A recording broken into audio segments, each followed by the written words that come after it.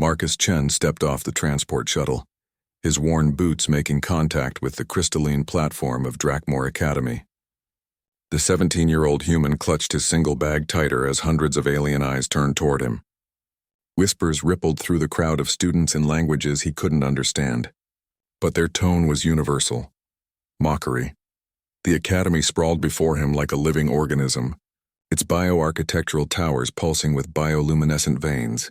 Students from dozens of species moved through the corridors. Tall, elegant Etherians with their translucent skin, hulking Carathians with rocky exteriors, and graceful Zephyrians whose bodies seemed to flow like liquid mercury. Among them, Marcus looked painfully ordinary. Another human, sneered Zakthul, a Carathian whose boulder-like features twisted into what passed for a smile among his kind. How did this primitive even qualify for admission? Marcus understood enough universal standard to catch the insult, but he kept walking. He'd heard worse during his journey here. Earth's admission to the Galactic Education Consortium had been controversial. Most species viewed humans as barely evolved primates who had stumbled into space travel through luck rather than intelligence. I heard they had to lower the admission standards just to let one in, whispered Lyrisay, an Etherian whose voice chimed like crystal bells. My biology professor says humans can't even properly interface with basic neural networks. The comments followed Marcus as he navigated the academy's maze-like structure. Searching for the dormitory assignment office, students parted before him, not out of respect but as if his very presence might contaminate them. Some pointed at his simple clothes. Others laughed at his clumsy attempts to operate the biomechanical doors that responded to psychic touches rather than physical contact. Finally, Marcus found the right office. The administrator, a being that looked like a cross between an octopus and a tree, barely glanced up from its work. Human student 7 Alpha 9, it gurgled through translation baffles. Dormitory level 7, section C, room 847. Your academic advisor is Professor Veltar. Report to the Xenolinguistics department tomorrow at dawn cycle. The dormitory room was small but functional, with a simple bed, desk, and wall display. Marcus set down his bag and activated the room's information system. Holographic displays showed him academy rules, schedules, and warnings. One section made him pause. Dragon protocols. Warning. The academy maintains a research facility for Class Thoti draconic entities. These beings are among the most dangerous predators in known space. Students are forbidden from approaching Sector 9 without explicit authorization and full protective gear. Violations will result in immediate expulsion or death. Marcus had read about dragons in the application materials. They weren't the mythical creatures from Earth's legends, but real alien beings of immense intelligence and power. The galaxy's most advanced civilizations had tried for millennia to establish meaningful communication with them. But dragons seemed to consider all known species beneath their notice. The Academy's research program was considered extremely prestigious and extremely dangerous. That evening, Marcus made his way to the communal dining area. The vast chamber buzzed with conversation in dozens of languages. He grabbed a nutritional synthesizer meal and looked for an empty table. Every seat seemed occupied or deliberately blocked by bags and belongings when he approached. Finally, he spotted an isolated table near the viewing windows that showed the Academy's outer perimeter. As he sat down, the conversation at nearby tables grew louder, clearly intended for him to overhear. Did you see how he struggled with the door scanners? Laughed a Zephyrian student. Humans can't even manage basic psychic interfaces. How does he expect to survive advanced coursework? I heard they barely have written language on their planet, added another. They still use primitive sound-based communication systems.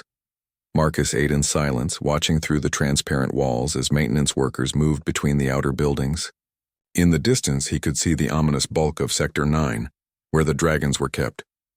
Unlike the rest of the Academy's flowing organic architecture, that section looked like a fortress, all angular metal and energy barriers. You know what's really pathetic? Zakthul's voice boomed across the dining area as he approached Marcus's table. They actually gave a human a slot in xenolinguistics. That's one of the most challenging programs in the galaxy. Professor Veltar has made stronger species cry just with his entrance exams. The Carathian's massive form loomed over Marcus. Several dozen students had stopped eating to watch the confrontation. Maybe if you ask nicely, they'll transfer you to basic mathematics, Zachthul continued. I hear that's more suitable for species that just discovered fire a few thousand years ago. Marcus looked up at the towering alien. Maybe if you asked nicely, someone would explain why a species that just discovered fire managed to decode the beacon signals that brought us to your attention in the first place. The dining hall fell silent. The beacon signals were legendary, ancient transmissions from the galaxy's first civilization that had puzzled scientists for eons. Earth's successful decoding had been the only reason humanity was invited to join the consortium at all. Zachthul's rocky features darkened. Lucky guess? Your species is good at accidentally stumbling onto things. Accident. Marcus stood up, his voice carrying further than he'd intended. We decoded signals that your best cryptographers couldn't crack in 10,000 years. We did it with primitive computers and pattern recognition that apparently doesn't require psychic interfaces. A few students murmured appreciatively, but most remained skeptical. Marcus realized he'd drawn more attention than he wanted. He picked up his tray and headed for the exit, but Zachthul's parting words followed him. Talk all you want, human. Tomorrow you'll face real challenges. Professor Veltar doesn't care about your species' one lucky break. In his class you'll learn what real intelligence looks like. Back in his room, Marcus stared out at the starfield beyond the academy. Earth seemed impossibly far away. His parents had sacrificed everything to give him this opportunity, the first human to attend the galaxy's most prestigious institution. He couldn't fail them, but he was beginning to understand the enormity of what lay ahead. The other students weren't just prejudiced. They might be right. Human achievements seemed small compared to species that could manipulate matter with thought alone, or perceive dimensions beyond normal space-time. Maybe he really was out of his depth. As he prepared for sleep, Marcus heard a sound he couldn't identify, a deep, resonant call that seemed to come from the direction of Sector 9. It sounded almost like singing, but unlike anything in any database he'd studied, for a moment something stirred in his mind, a half-formed recognition that vanished before he could grasp it. Tomorrow would bring his first real test. Marcus fell asleep wondering if he'd still be at the academy by the end of the week. Dawn cycle came too early. Marcus had barely slept, his mind churning with anxiety about the day ahead. The academy's artificial lighting gradually brightened to simulate sunrise, and he could hear other students moving through the corridors with the confident ease of beings who belonged here. The Xenolinguistics department occupied an entire tower of the academy, its walls lined with crystalline storage units containing linguistic data from thousands of civilizations. Marcus arrived 15 minutes early, hoping to make a good impression, only to find that most of his classmates were already there. 23 students from 15 different species sat in bioformed chairs that automatically adjusted to their physiology. Marcus's chair took several embarrassing moments to scan and adapt to human anatomy, while his classmates watched with barely concealed amusement. Professor Veltar entered without ceremony. He was an Ixari, a species Marcus had only read about, tall and angular with skin that shifted colors based on emotional states. Currently, those colors suggested mild irritation, which deepened when his multifaceted eyes settled on Marcus. I see we have a human joining us. Veltar's voice resonated with harmonic frequencies that made Marcus's bones vibrate. How? Optimistic of the admissions committee, the professor moved to the front of the chamber, where a massive holographic display showed swirling patterns of linguistic structures. Xenolinguistics is not merely the study of alien languages.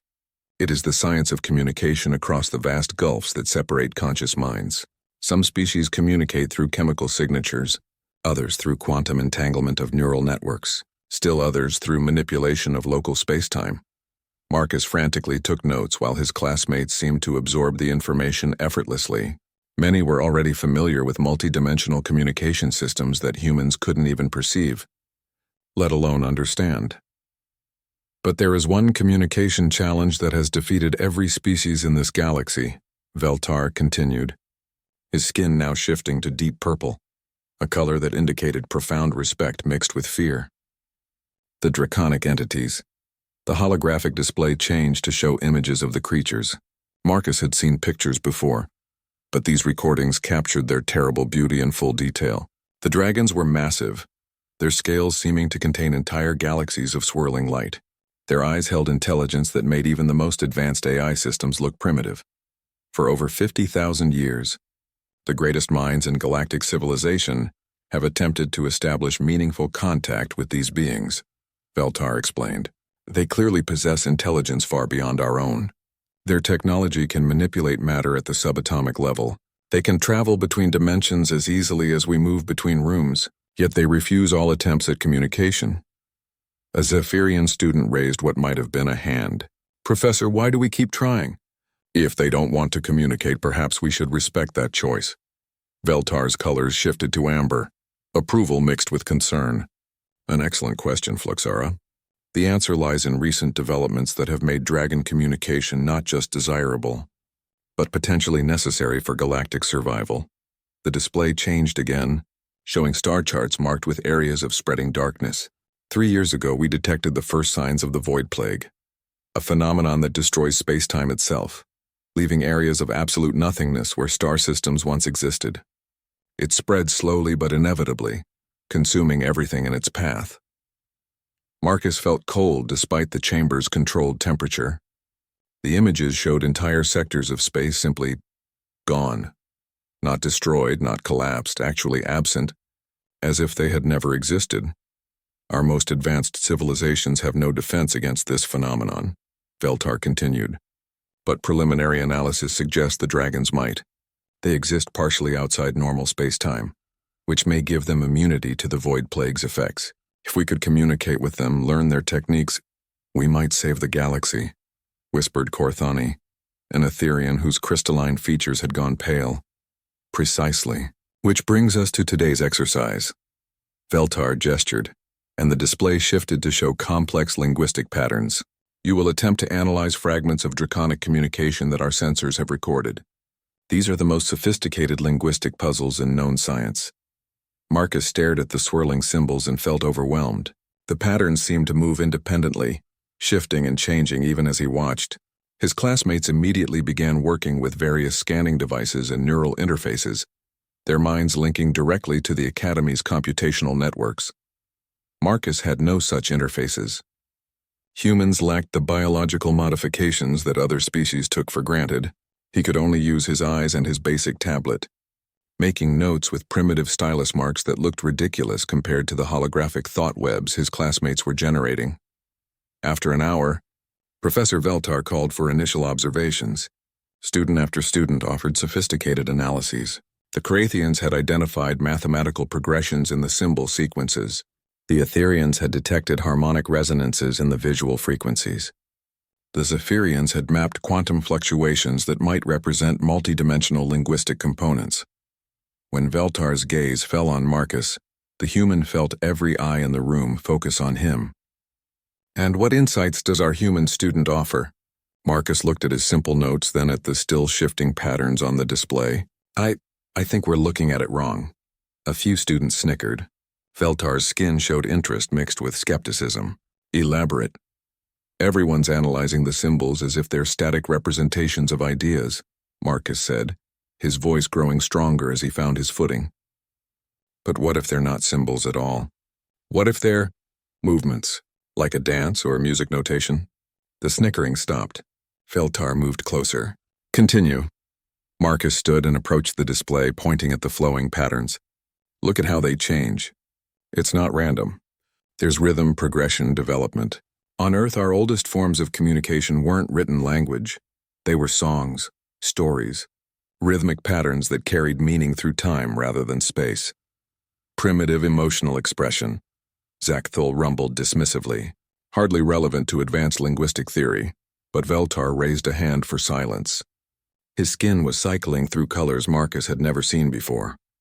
"Human student? What is your name?" "Marcus Chen, sir." "Marcus Chen. You suggest that draconic communication is temporal rather than spatial? That these patterns represent movement through time rather than static symbolic meaning?" "Maybe. Dragons are supposed to exist partially outside normal spacetime, right? What if their communication does too? What if we're trying to read a symphony by analyzing individual notes instead of listening to the whole piece?" The chamber fell silent. Other students looked confused, but Professor Veltar was staring at Marcus with an intensity that made the human uncomfortable. "That," Veltar said slowly, "is either complete nonsense or the most significant insight anyone has had about draconic communication in 50,000 years."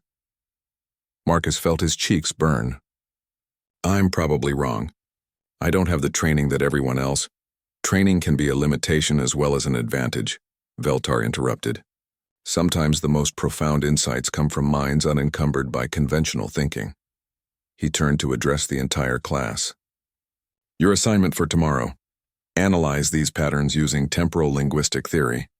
Research how communication might function across time rather than space." As students filed out, Marcus packed his simple materials slowly.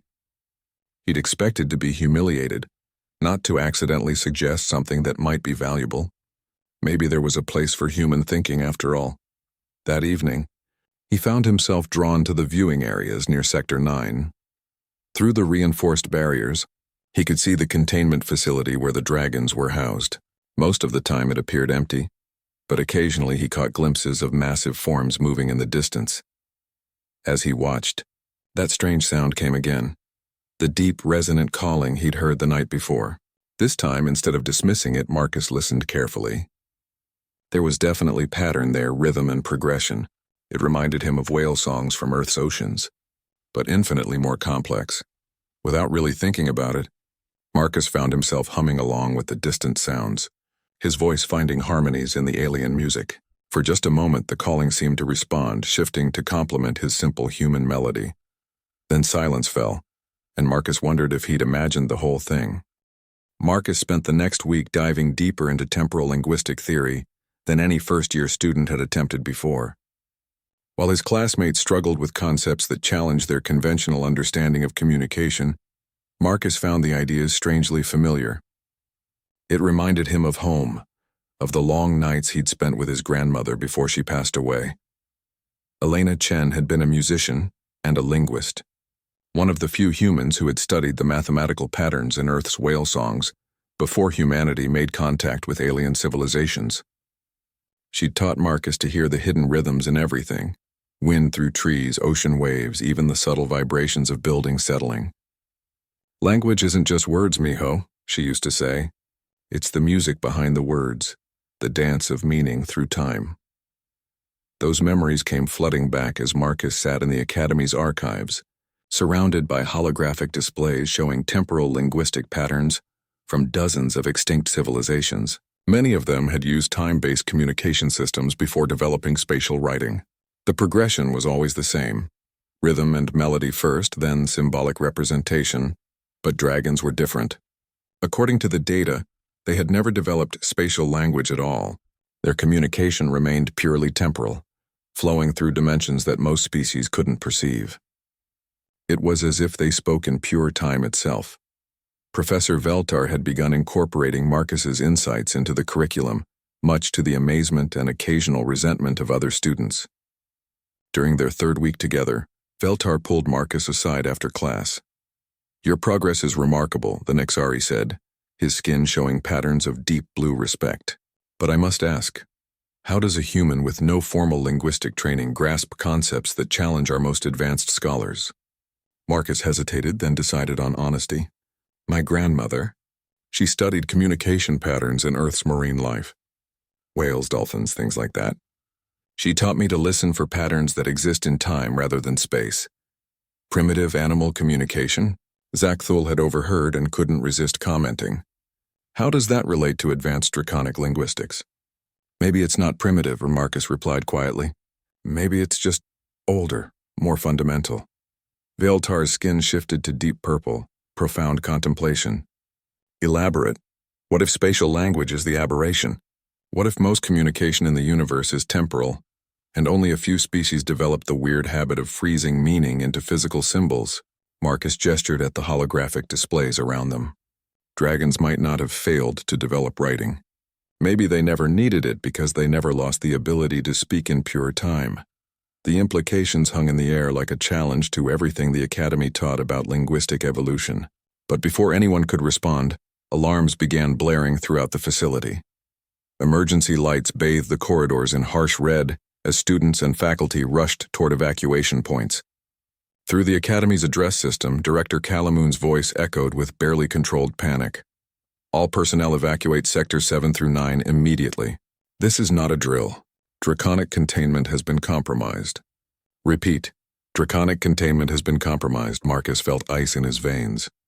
The dragons were loose.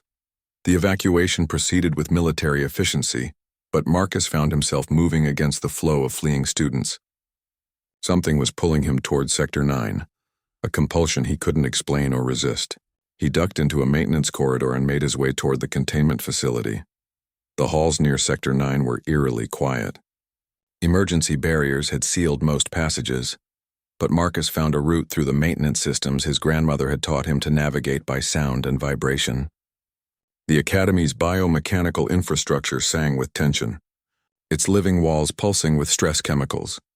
When he finally reached an observation deck overlooking the main containment area, Marcus saw them. 3 dragons moved through the facility like living galaxies. Each was the size of a small spacecraft, their scales shifting through colors that had no names in any language. They weren't rampaging or destroying anything. They seemed to be searching. One of them, slightly smaller than the others, was moving in patterns that struck Marcus as familiar. It was the same rhythm he'd been hearing in those evening calls, the same temporal progression he'd been studying in the linguistic archives. Without conscious thought, Marcus began humming the pattern he'd memorized, softly at first, then louder as he found the resonant frequency that seemed to make the Academy's walls vibrate in harmony. The dragon stopped, its massive head turned toward the observation deck, and Marcus found himself staring into eyes that contained the birth and death of stars. There was no fear in that gaze, no hostility, only ancient intelligence and something that might have been recognition. Marcus continued humming, letting the melody flow and develop the way his grandmother had taught him. The dragon responded, its own deep harmonics joining the simple human tune. The other 2 dragons drifted closer, adding their voices to create a symphony that made Marcus's bones resonate with cosmic vibration. For a moment that lasted forever. Human and dragons shared something that had no name in any spatial language. It was communication at the level of pure meaning, unfiltered by symbols or syntax. Marcus understood without words that the dragons had been trying to warn the Academy about something. The containment breach hadn't been an escape. It had been a desperate attempt to communicate an urgent message. The void plague was accelerating. It would reach this sector within days, not the months that galactic authorities had predicted. The dragons had detected the change in their extra-dimensional senses and had tried to break through their barriers to warn the Academy. But before Marcus could process this revelation fully, security forces burst into the observation deck. Energy weapons powered up, aimed at both him and the dragons below. "Step away from the barrier, human," Commander Torkai of Academy Security shouted. "You're in extreme danger." Marcus raised his hands but didn't move. "Wait, they're not attacking. They're trying to warn us about—" "Step away now!" The dragons sensed the hostility and began backing away, their harmonics shifting to what Marcus somehow knew was disappointment and resignation. The moment of contact was breaking apart like a soap bubble. "Please," Marcus called out, both to the security forces and to the dragons. "Let me try to understand what they're saying. I think I can—" A stun blast knocked him unconscious before he could finish the sentence. When Marcus woke up hours later, he was in the Academy's medical bay. Professor Veltar sat beside his bed, the Nixari's skin cycling through complex patterns of concern and excitement. "The dragons have returned to their containment voluntarily," Veltar said without preamble. "The facility is secure, but several witnesses reported hearing unusual sounds during the incident. Sounds that seemed to come from both the dragons and from someone on the observation deck." Marcus tried to sit up, his head still spinning from the stun blast. "Professor, I think they were trying to tell us something important. About the void plague. It's moving faster than—" "How do you know about the void plague acceleration?" Veltar interrupted, his skin flashing bright orange, alarm mixed with fascination. Marcus paused. How did he know? The knowledge felt certain in his mind, but he couldn't explain how it had gotten there. When I was listening to them, it wasn't words exactly, more like shared understanding. They were trying to warn the Academy that we need to evacuate sooner than planned. Veltar stared at him for a long moment. "Marcus Chen," he said slowly, I believe you may have just achieved something that 50,000 years of galactic civilization has failed to accomplish. You may have actually communicated with a dragon. Outside the medical bay windows, Marcus could see the lights of Sector 9. Somewhere in that facility, 3 ancient beings waited behind barriers that might not be strong enough to contain their desperation to be heard. And Marcus was beginning to understand that he might be the only one who could listen. Within hours of Marcus's recovery, everything changed. The Academy's senior council convened an emergency session, and Marcus found himself seated at a table surrounded by the most powerful beings in galactic education. Director Calamoon, a massive Carathian whose stone-like features showed deep concern, presided over the meeting. "Explain to us exactly what occurred during your unauthorized contact with the draconic entities," she rumbled, her voice carrying the authority of someone who had commanded respect across multiple star systems. Marcus swallowed nervously, acutely aware that his simple human clothing and lack of enhancement technology made him stand out even more dramatically in this setting. "I heard them singing. It was the same pattern I'd been studying in Professor Veltar's class. When I hummed along, they responded, and somehow I understood what they were trying to communicate." "Understood how?" demanded General Krixtor, the Academy's military liaison. His species communicated through electromagnetic pulses, and the translation matrix gave his words a harsh, mechanical edge. No telemetry showed any standard communication protocols.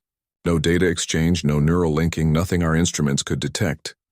It wasn't like that, Marcus struggled to explain. It was more like music.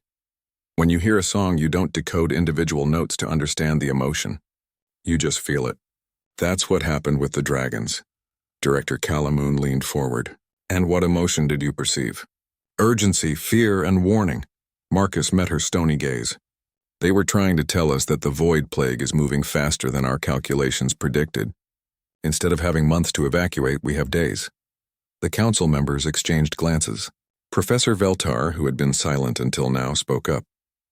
"Director, our long-range sensors detected anomalous readings in the outer system this morning. We initially attributed them to instrument error. But if the human's interpretation is correct, those readings might represent the plague's advanced scouts." General Krixtor finished grimly. "Show me the data." Holographic displays materialized above the table, showing the Academy's stellar neighborhood. Marcus had never seen readings like these before, but he didn't need training to understand that the dark patches spreading through the outer system represented something terrible. Space itself was being erased, leaving voids that his mind couldn't quite process. At current expansion rate, the plague will reach the Academy in 72 hours, announced Dr. Yilshin, the Academy's chief scientist. Her Etherian features had gone completely transparent with stress. "Our evacuation procedures require a minimum of 100 hours to safely relocate all personnel and vital research. Then we accelerate the evacuation," Director Calamoon stated. "Impossible. The biocontainment protocols alone require we leave the containment systems behind." A shocked silence fell over the council. General Krixtor was the first to speak. "Director, we cannot abandon the draconic research. Those beings represent the most significant discovery in galactic history. Beyond their scientific value, they may be our only hope of developing defenses against the void plague." "And how exactly do you propose we evacuate 3 entities that exist partially outside normal spacetime?" Dr. Yilshin demanded. "Our transport systems cannot even properly scan them, let alone safely relocate them." Marcus found himself speaking before he fully realized what he was doing. "Maybe we don't need to evacuate them. Maybe we need to ask them to help us evacuate everything else." Every eye in the room fixed on him. Director Calamoon's expression could have cracked granite. "Explain." "The dragons exist partially outside normal spacetime, right? That's why they're immune to the void plague. What if they could extend that protection to the Academy, or help us move the entire facility to somewhere safe?" "Preposterous," scoffed Dr. Yilshin. "Even if such a thing were theoretically possible, we have no way to communicate complex requests to them. Your alleged contact involved basic emotional impression, not detailed technical coordination." "But it's a starting point," Professor Veltar interjected. "Marcus has demonstrated an ability no one else possesses. Perhaps with proper preparation and training." "There's no time for training," General Krixtor pointed out. "Even if we accept that the human can somehow communicate with dragons, We need results within hours, not weeks. Marcus felt the weight of their expectations settling on his shoulders like a physical burden. I could try to ask them. The communication, it felt like it could become more complex if both sides were willing. And if you're wrong? Director Calamoon asked bluntly. If we delay evacuation based on your untested theory and the dragons cannot or will not help, we lose everything. 30,000 students and faculty, irreplaceable research, the most advanced educational facility in the galaxy. If I'm wrong, you'll still have time for partial evacuation, Marcus replied, surprised by his own steadiness. But if I'm right, we might save everyone. The council debated for another hour while Marcus sat in increasingly uncomfortable silence. Charts and projections filled the air around them. Evacuation timelines, plague progression models, contingency plans that all seemed to end with massive loss of life. Finally, Director Calamoon called for a decision. We will attempt both approaches simultaneously. General Krixtor, begin emergency evacuation of all non-essential personnel. Dr. Yilshin, prepare our most critical research for rapid transport. Professor Veltar, work with the human to establish more sophisticated dragon communication.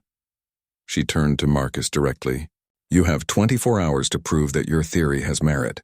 If you can demonstrate genuine two-way communication with substantive content exchange, we'll proceed with requesting their assistance. If not, we abandon the facility and retreat to minimum safe distance. As the council dispersed, Marcus found himself alone with Professor Veltar. The Nexari's skin was cycling through colors Marcus had never seen before. Hope mixed with terror, mixed with something that might have been pride. Professor, Marcus asked quietly, what if I can't do it? What if yesterday was just a fluke? Then many beings will die, Veltar replied with characteristic directness. But Marcus, I have studied communication theory for longer than your species has had written language. What you accomplished yesterday was impossible, according to everything we know about draconic psychology and linguistics. If you can do the impossible once, I can try to do it again, Marcus finished. They spent the rest of the day in intensive preparation. Professor Veltar shared everything the Academy knew about dragon biology, psychology, and behavior. Marcus practiced temporal linguistic exercises until his throat was raw and his mind felt stretched thin. Other faculty members contributed specialized knowledge. Dr. Yilshin explained the theoretical physics of extra-dimensional existence, while Professor Graktor from the psychology department briefed him on communication with highly advanced intelligences. By evening, Marcus felt like his head was stuffed with information he barely understood. But underneath the technical knowledge, his grandmother's voice still whispered, "Listen for the music behind the words, mijo. The dance of meaning through time." As night cycle approached, Marcus stood once again before the barriers of Sector 9.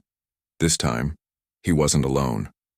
Professor Veltar and a small team of researchers monitored every sensor they possessed, trying to record and analyze whatever communication might occur.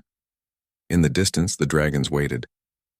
Marcus could see them moving slowly through their containment area, their massive forms seeming to pulse with patient intelligence. Occasionally, one would pause and look toward the observation area, as if sensing his presence. Marcus took a deep breath and began to hum the pattern he remembered from the day before. Simple at first, then allowing it to grow and develop as his grandmother had taught him. After a few moments, the dragons responded. But this time, their harmonics were more complex, layered with additional meaning that Marcus struggled to interpret. They weren't just acknowledging his presence, they were asking him something. The question seemed to resonate in his bones. Are you ready to listen to what we really need to tell you? Marcus closed his eyes and let the dragon's question wash over him, like a tide of cosmic sound. The harmonics were unlike anything he'd experienced. Not just music, but mathematics and emotion and pure meaning woven together in patterns that made his human brain ache with the effort of comprehension. Yes, he whispered, then repeated it as a melodic phrase that seemed to resonate with the deep frequencies the dragons were producing. I'm ready to listen. What followed changed everything Marcus thought he knew about communication, about dragons and about the universe itself. The largest dragon, the one whose scales contained swirling galaxies of light, stepped closer to the barrier. Its voice, when it came, wasn't heard through his ears but felt directly in his mind, not as telepathy, but as pure understanding that bypassed the need for language entirely. We are not what your kind believes us to be. The meaning flowed through him. We are not aliens. We are not even truly alive. In the way you understand life. Marcus struggled to maintain the connection while Professor Veltar and his team frantically recorded sensor readings that showed impossible energy fluctuations. The dragons were somehow communicating across dimensional barriers that shouldn't have been permeable to any form of information exchange. We are echoes. The dragon continued, its thoughts accompanied by harmonics that made Marcus's bones vibrate. Echoes of a civilization that existed before time itself was properly formed. When the void plague consumed our reality, we persisted, not as beings, but as memories given form. Images flooded Marcus's consciousness. Vast cities that existed in more dimensions than human mathematics could describe. Technologies that manipulated the fundamental forces that held existence together. And then the coming of something so terrible that even beings who could reshape reality itself could only flee before it. The void plague is not a natural phenomenon. The dragon's thoughts carried undertones of ancient grief. It is the final weapon of our greatest enemy, entities that existed before the universe began, that seek to return all existence to the primordial emptiness they remember. Marcus gasped, nearly losing the connection as the magnitude of what he was learning hit him. These weren't just random disasters spreading through space. They were attacks by something that predated creation itself. "Professor," he called out without opening his eyes. "Are you getting this? The readings?" "Impossible readings," Veltar's voice came from what seemed like a great distance. "Energy patterns that violate several fundamental laws of physics." "Marcus, what are they telling you?" Marcus tried to form words while maintaining the delicate harmony that kept him connected to the dragon's thoughts. The void plague. It's not natural. It's a weapon, used by things that want to destroy the universe. More than destroy, the dragon corrected. They seek to unmake, to return existence to the state of perfect void that existed before the first stars were born. And they are winning.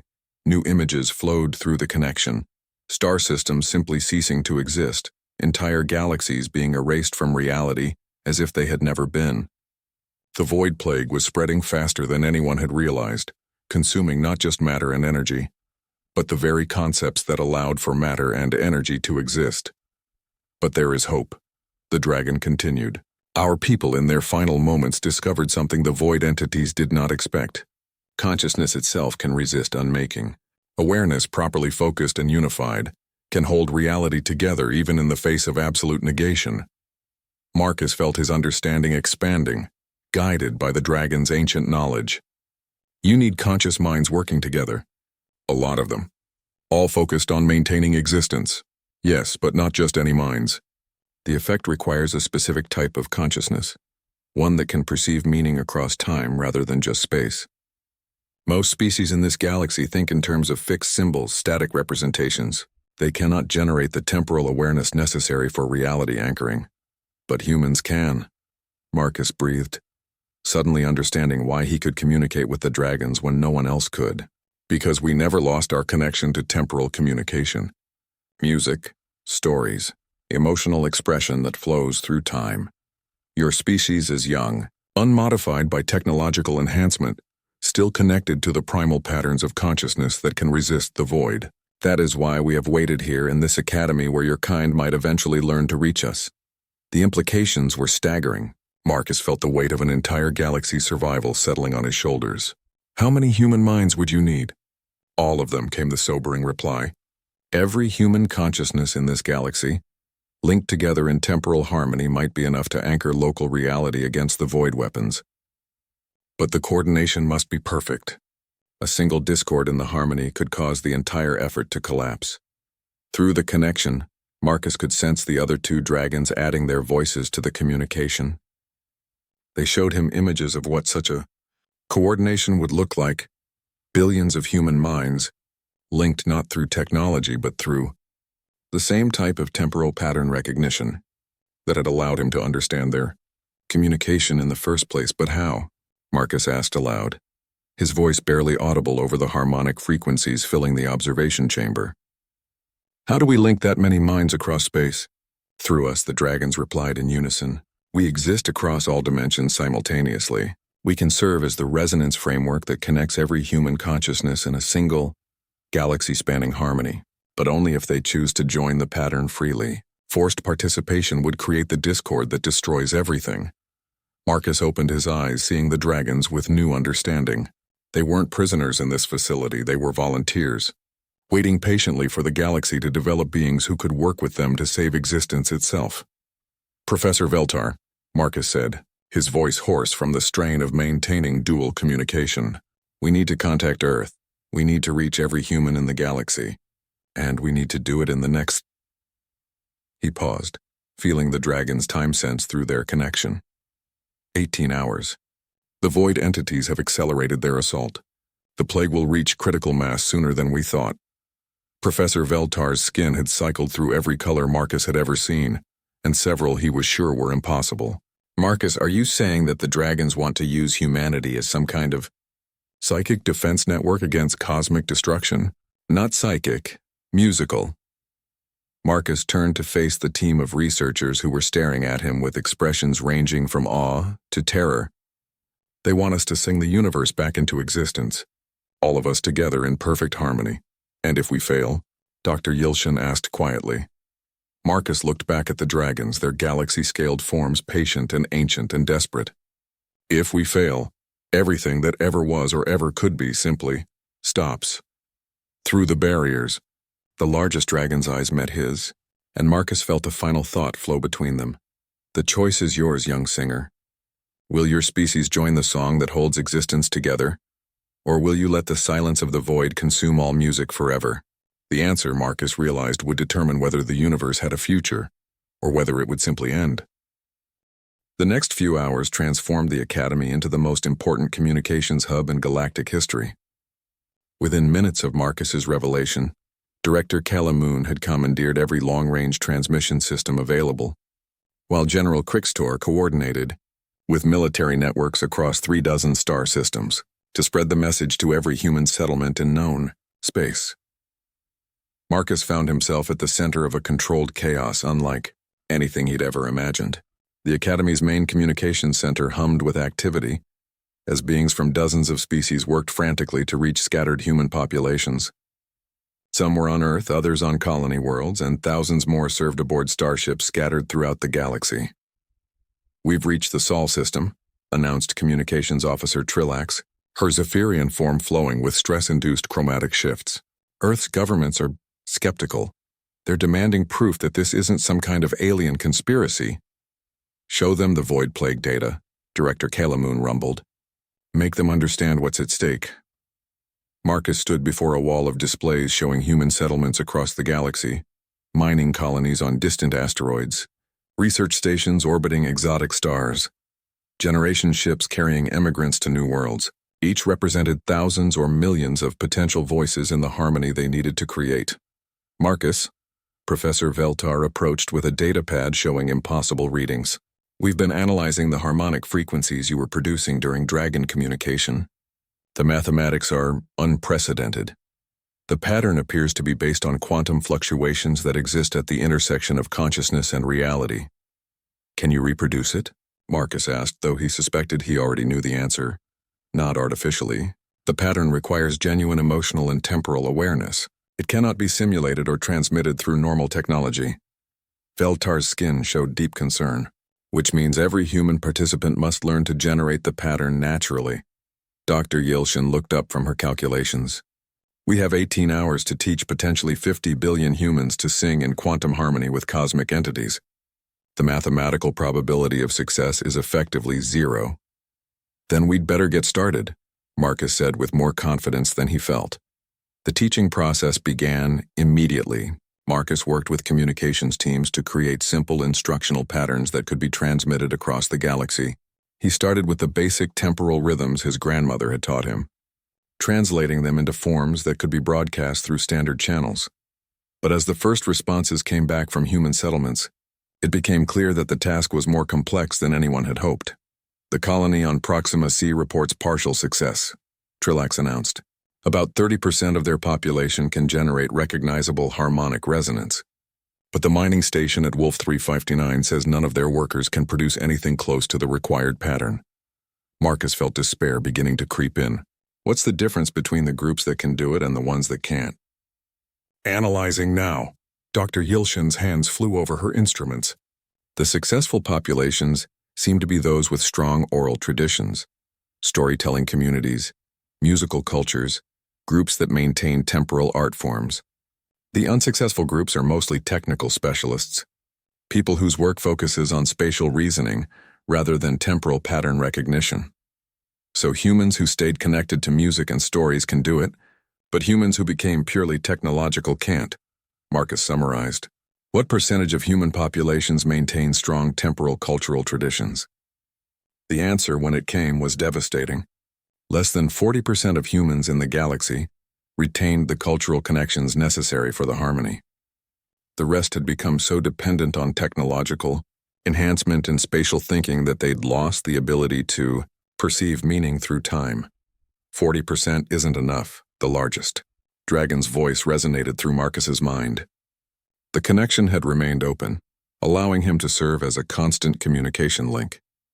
The harmony requires at least 80% participation to generate sufficient reality-anchoring force. Marcus shared this information with the crisis team, and silence fell over the communications center. General Crickster was the first to speak. Then we've failed before we've begun. We cannot force the remaining 60% to develop abilities they've lost. Maybe we can't teach them, Marcus said slowly, an idea forming in his mind. But maybe they don't need to generate the pattern themselves. Maybe they just need to participate in it. He turned to Professor Veltar. In Earth's musical traditions, not everyone in a group has to be a skilled musician. Some people just provide rhythm, or they sing simple harmonies while others carry the complex melodies. What if we created a hierarchy of participation? Explain, Director Calamoon demanded. Marcus moved to the central display, calling up a map of human populations throughout the galaxy. The 40% who can generate complex patterns become the core singers. They create the basic harmony structure. The remaining 60% don't need to be perfect. They just need to add their voices in simple, supportive ways. Like a galaxy-wide chorus, Professor Veltar said, his skin brightening with understanding. The skilled singers carry the melody while others provide harmonic support. It could work, came the dragon's thought through their connection. But the timing must be perfect. All voices must begin simultaneously, regardless of their location in space. And once begun, the harmony cannot falter. Any break in the pattern will cause reality-anchoring failure. Marcus felt the weight of coordination settling on him. How do we synchronize 50 billion voices across thousands of light years? The answer came from an unexpected source. Zakthul, who had been monitoring military communications, suddenly looked up from his station. Marcus, I owe you an apology, and possibly the solution to your problem. The Carathians' rocky features showed something Marcus had never seen before: respect. My people have been developing quantum-entangled communication networks for military coordination. We can create instantaneous connection between any number of nodes, regardless of distance. If we link every human settlement to the network, we can synchronize the harmony across the entire galaxy, Marcus finished. Can you do it in time? Already begun, Zakthul rumbled, his massive hands moving across control systems with surprising delicacy. My military contacts are deploying quantum comm nodes to every human settlement. We'll have galaxy-wide synchronization within 6 hours. The final phase of preparation began with desperate urgency. Marcus worked with communications teams to create simple participation guides for the less musically capable humans, while skilled singers in each settlement were designated as harmony leaders. The dragons provided constant guidance through Marcus, offering corrections and refinements to the pattern that would hold reality together. As the 0 hour approached, Marcus found himself back in the observation chamber overlooking Sector 9. The dragons had positioned themselves in a precise triangular formation, their massive forms beginning to glow with energy that existed across multiple dimensions. All stations report ready, Trillax announced through the communication system. 51,400,000,000 human participants confirmed. Quantum synchronization network active. Marcus looked out at the dragons, feeling the weight of an entire universe balanced on the next few moments. Through their connection, he sensed their ancient patience, their desperate hope, and their readiness to serve as the dimensional framework for humanity's harmony. "Begin the count," Director Calamoon announced. 10 seconds to universal synchronization. Marcus took a deep breath and prepared to lead the largest choir in galactic history. 50 billion human voices scattered across impossible distances, prepared to sing the universe back from the edge of non-existence. 5 seconds. Came the countdown. 4, 3, 2, 1. Marcus opened his mouth and began to sing the pattern that would either save everything or watch it all dissolve into eternal void. The first notes emerged from Marcus's throat carrying 50,000 years of dragon memory, a billion years of human musical evolution, and the desperate hope of an entire galaxy. The sound that came from him was impossibly pure, resonating with frequencies that existed at the intersection of matter, energy, and consciousness itself.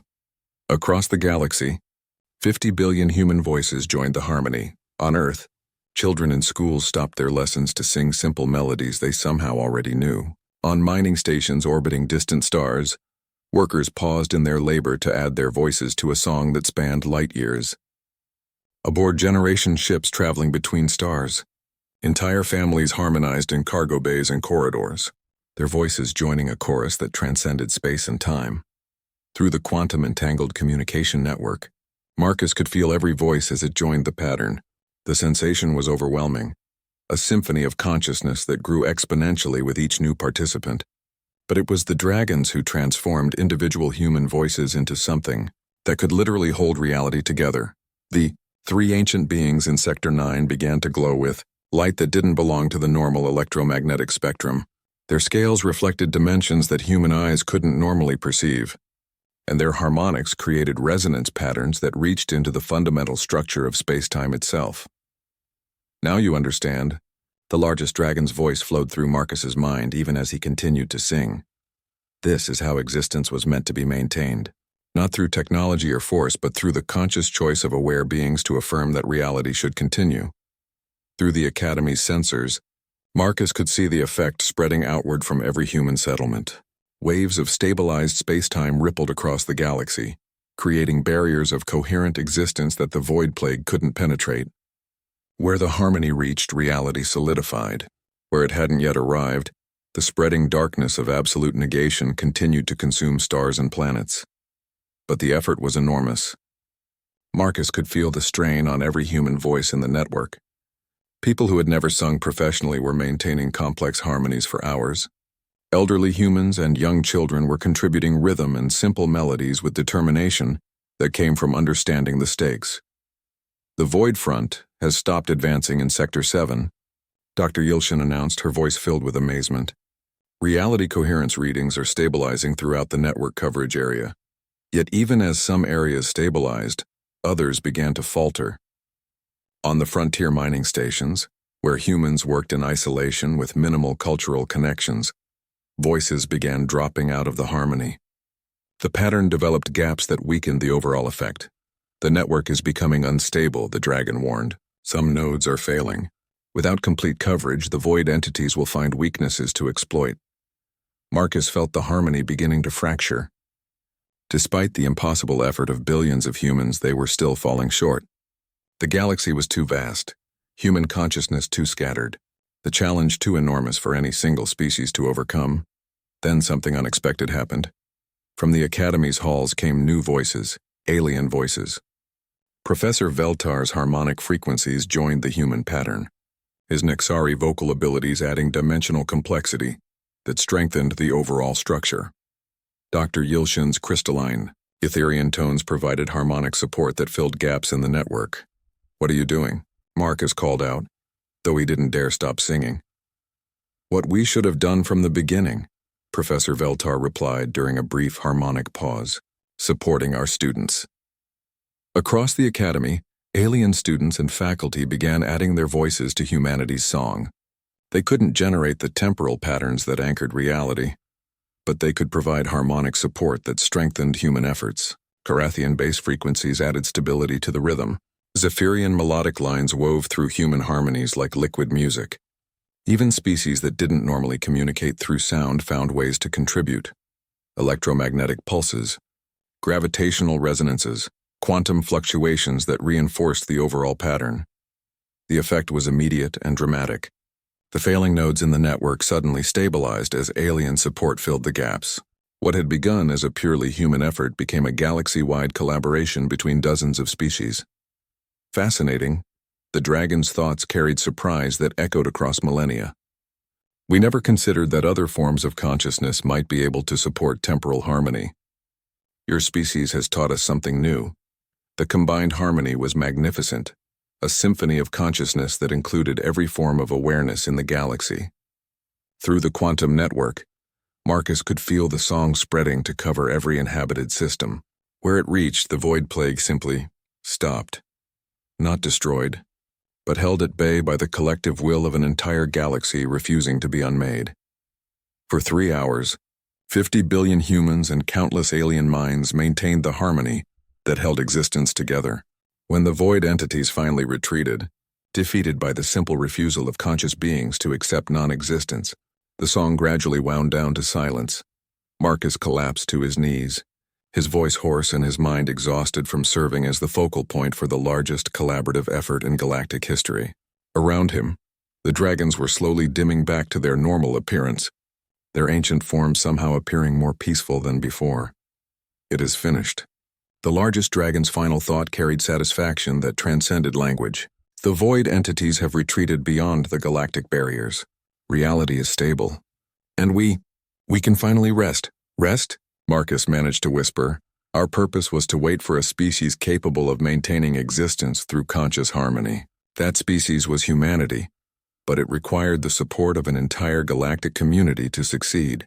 Our vigil is ended. We can return to whatever exists beyond existence, knowing that awareness will continue to choose reality over void. One by one, the dragons began to fade, not dying, but transitioning to some state that existed beyond physical form. As they disappeared, each left behind a gift, knowledge, understanding, and the permanent ability for any conscious being to join the temporal harmonies that kept reality stable. In the days that followed, Marcus found his life transformed in ways he'd never expected. The human boy who had arrived at the academy as an object of mockery was now recognized as the individual who had saved existence itself. But more importantly, the barriers between species had begun to dissolve. The galaxy-wide harmony had created connections that transcended individual civilizations.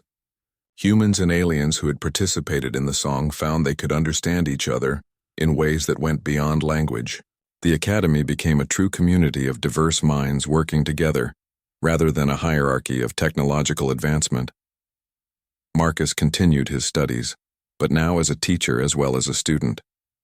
His course on temporal consciousness became one of the most popular in the Academy's curriculum, attended by beings from every known species. He taught them the songs his grandmother had shared, the patterns that connected consciousness to the flow of time itself. Sackthol became one of his best students, the massive Carathian's bass frequencies adding depth to harmonies that now served as both art and cosmic maintenance. Professor Veltar established a new department dedicated to collaborative consciousness studies, researching how different forms of awareness could work together to solve problems no single species could address alone. And on quiet evenings, when the Academy's artificial night cycle brought peace to the halls of learning, Marcus would sometimes stand near the windows that had once looked out on Sector 9. The dragons were gone, but their legacy remained in every voice that chose to sing, every mind that chose to affirm existence over emptiness. The galaxy had learned something profound from the crisis. Consciousness wasn't a competition between species, but a collaboration. Reality itself was maintained not by the strongest or most advanced civilizations, but by the willingness of aware beings to choose harmony over discord, existence over void. Marcus Chen, the human boy they had mocked for his primitive origins, had taught the galaxy how to sing the universe into permanence, and in doing so, he had shown that the most powerful force in existence wasn't technology or intellect, but the simple determination of conscious minds to continue choosing that reality should exist. The song continued, carried now by billions of voices across countless worlds, an eternal harmony that ensured the universe would keep existing as long as there were beings willing to sing it into being. And somewhere in the music, Marcus could still hear the echo of his grandmother's voice. Language isn't just words, mijo. It's the music behind the words, the dance of meaning through time. The dance continued and the universe danced with it.